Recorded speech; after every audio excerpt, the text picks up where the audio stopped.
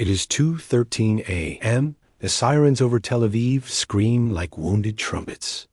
I huddle beside my bedroom wall, phone glowing in my shaking hand. On the screen, a live stream from Esfahan shows children diving for basements while drones hiss overhead. In that flickering half-light, I hear the same question scroll past in every language. How did two peoples who once traded olives and promises end up trading missiles and funerals? Tonight, before this headline disappears, I will carry you back 76 years into a friendship no one remembers, a divorce everyone fears, and a shadow war still writing tombstones. I will thread the tale through two families, mine in Israel, my friends in Iran, because history is only real when it tastes like someone's tears. I begin with a photograph older than my parents. May 1948. The Shah of Iran leans over a polished map with David Ben-Gurion. The room is bright with fresh paint and unspoken bargains. The Arab League has just sworn to wipe the newborn state of Israel into the sea. Tehran's monarch, wary of Arab power and Soviet claws, sees a chance to outflank both. A quiet pact is born later called the Periphery Doctrine, anchored in secrecy and mutual need. That same spring, an Israeli irrigation engineer, Moshe Dayan, not the general, just a distant cousin, steps off a TWA flight at Mehrabad Airport. He carries blueprints for drip lines and a tin box of Galilee almonds. In Esfahan, a young agricultural student named Parvis Darvishi greets him with a handshake and a burlap sack of pistachios. They laugh at their mirrored gifts, crack shells together, and argue about the perfect salinity of desert soil. My family still keeps Moshe's faded diary.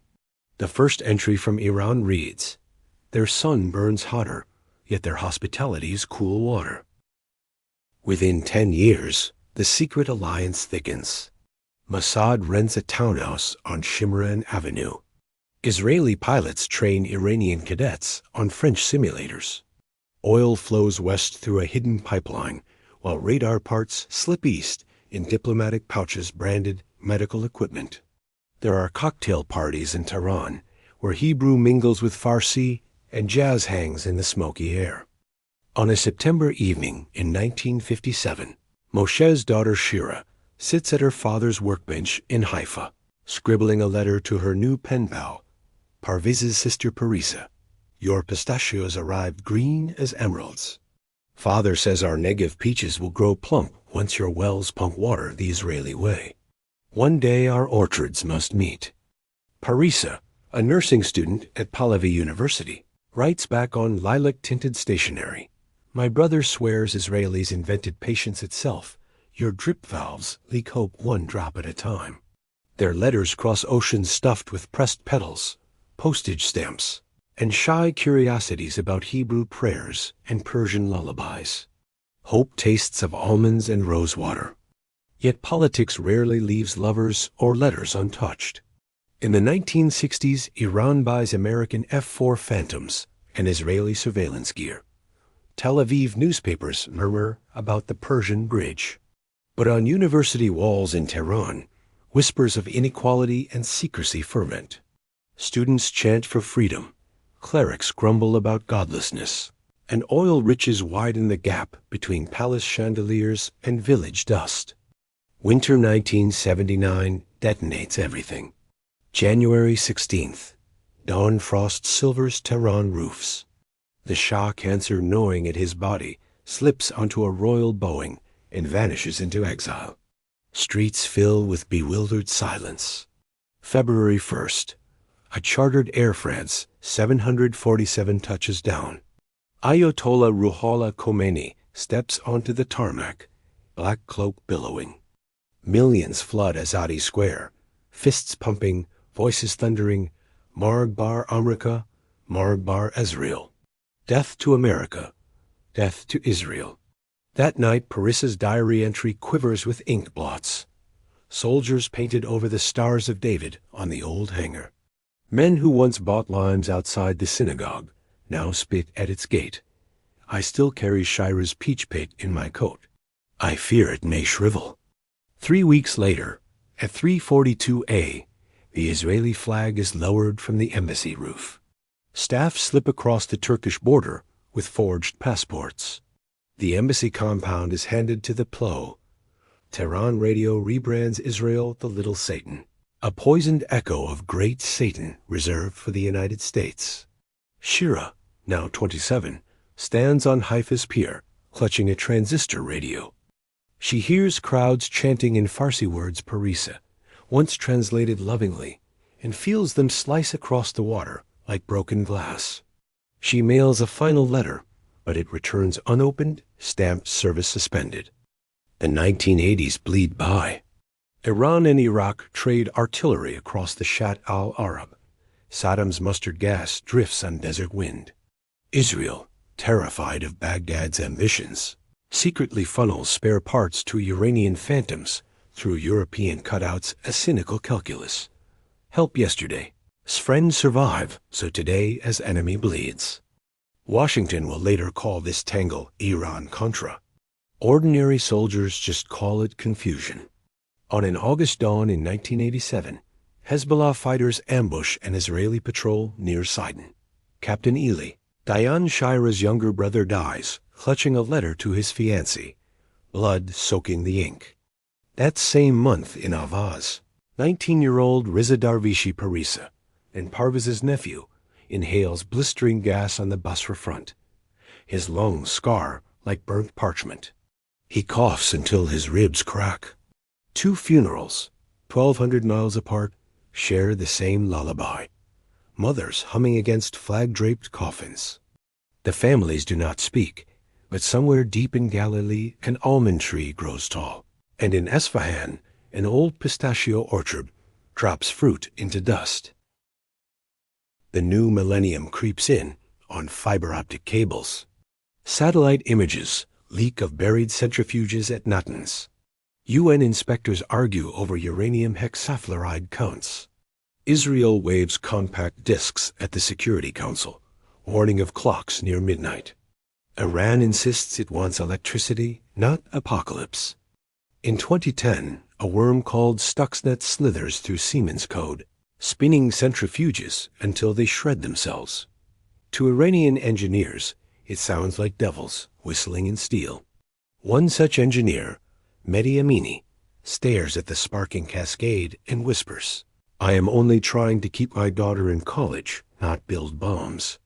3,000 kilometers away in Ashdod, 13-year-old Avi Dayan watches a news flash of mushroom cloud graphics and imagines the sky over his soccer field ripping in half. Fear becomes a bedtime prayer. In 2015, diplomats in Vienna inked the Joint Comprehensive Plan of Action. Sanctions ease. Tehran's bazaars blossom with French perfume stands and Samsung neon.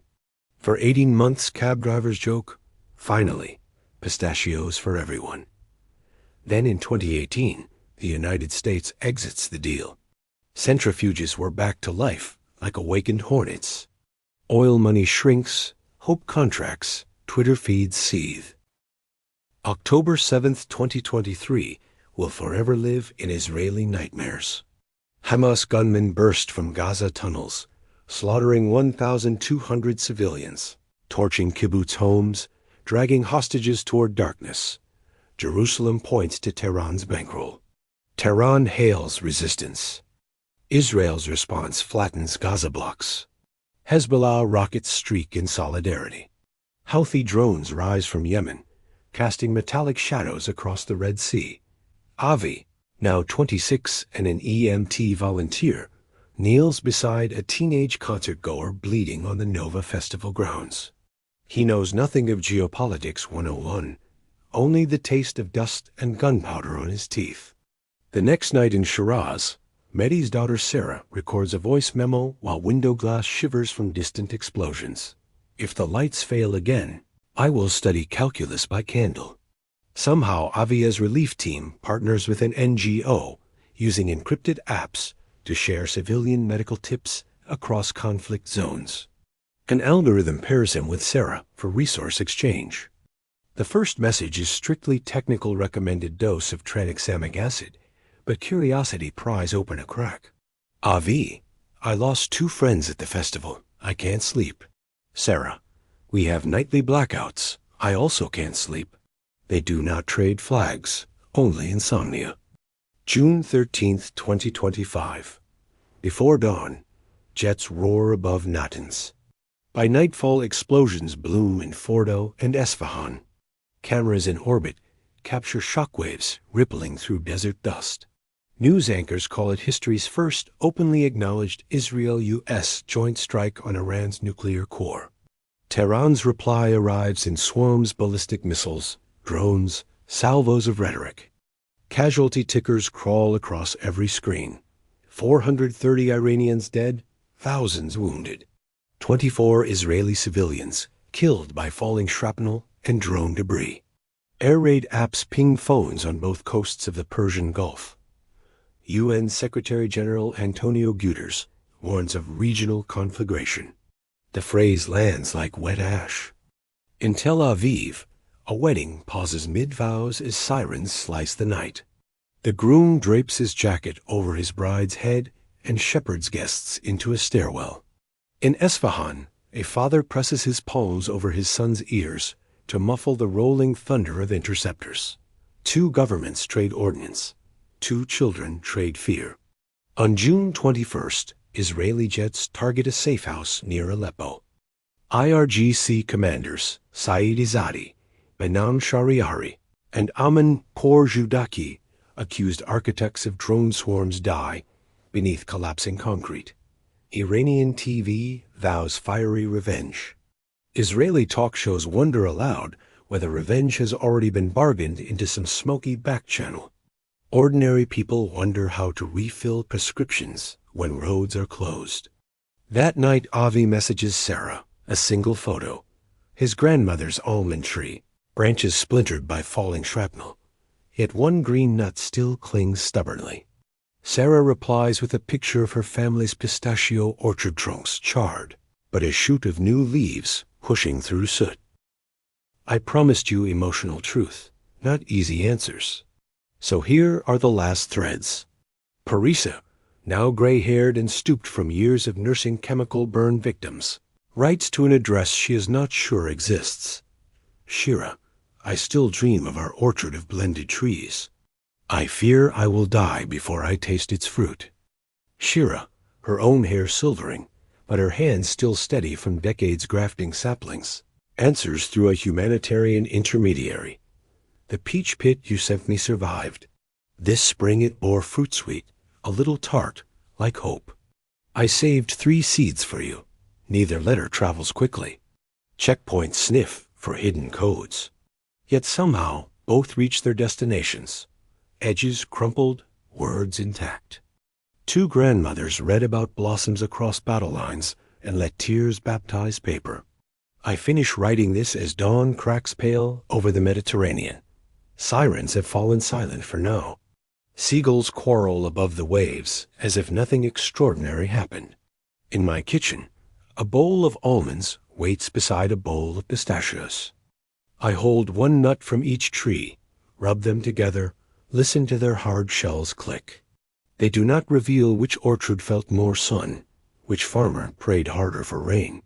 Flags and slogans teach us to measure bombs, not blossoms. But history, real history, begs us to measure seeds, letters, lullabies, the hushed gasp of a bride beneath a siren, the stifled sob of a child beneath blackout curtains. The missiles may keep flying, politicians may keep scoring, algorithms may keep chasing outrage. Yet neither missile nor algorithm can erase the stubborn truth that pain tastes the same in Hebrew and in Farsi, and that an almond seed can cross an ocean inside an envelope and change the soil it meets. If this story reached you, pass it on before the next headline pushes it aside. Tell someone one small detail that moved you. The smell of rosewater on lilac paper, the almond tree flowering after a rocket's shockwave, the late-night messages of 2 sleepless strangers who refuse to speak like enemies. Algorithms feed on anger, but people feed on stories, especially the ones brave enough to say that our hearts break in unison. I do not know whether diplomacy, protest, or quiet friendship will save us. I only know that every orchard began with a single pit pressed into uncertain earth. So plant something, an idea, a question, a prayer, and water it with whatever hope you can spare. Let the sirens blare. Let the drones circle. Seeds are patient. They will wait for the day guns grow tired. And when that day comes, because history proves it, can perhaps, the children of Tel Aviv and Esfahan will sit beneath branches heavy with peaches and pistachios, eating fruit so sweet they forget they were ever taught to hate the taste of the other. That is the story. May it outlive the next missile warning.